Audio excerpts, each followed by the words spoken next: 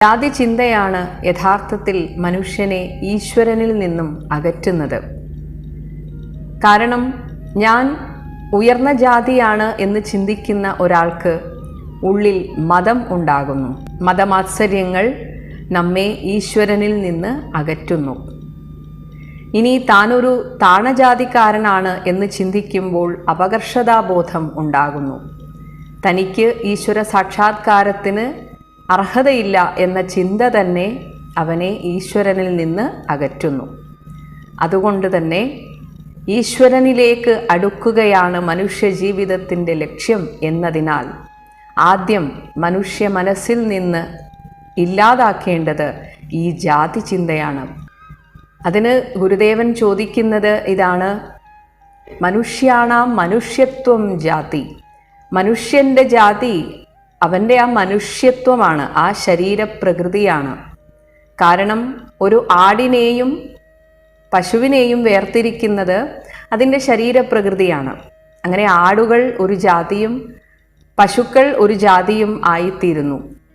എന്നാൽ മനുഷ്യനെ ഇന്ന് കാണുന്ന വിധത്തിൽ നിങ്ങൾ വേർതിരിക്കുമ്പോൾ, ജാതി തിരിച്ചു വേർതിരിക്കുമ്പോൾ, ഓരോ ജാതിയിലും പെട്ട മനുഷ്യന് എന്തെങ്കിലും വ്യത്യാസം നിങ്ങൾ കാണുന്നുണ്ടോ?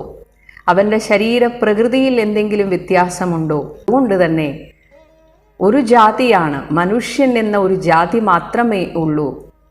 അതുപോലെ മതം എന്ന വാക്കിന് അഭിപ്രായം എന്നാണ് അർത്ഥം. അങ്ങനെ ഒരേ ഒരു മതം, കാരണം നമ്മുടെ എല്ലാ മതവും അനുശാസിക്കുന്നത് ഒരേ തത്വമാണ്: സ്നേഹം, കാരുണ്യം, ദയ.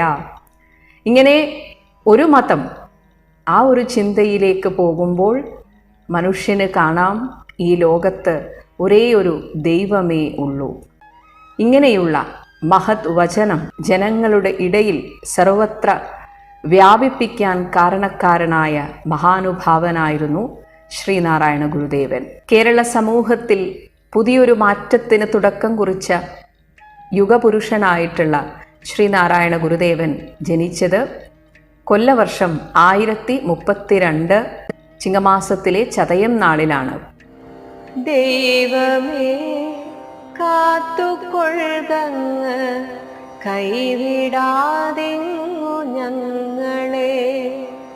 നാവികൻ നീ ഭവാഭ്യയ്ക്കൊരാവി വൻ തോണി നിൻ പദം.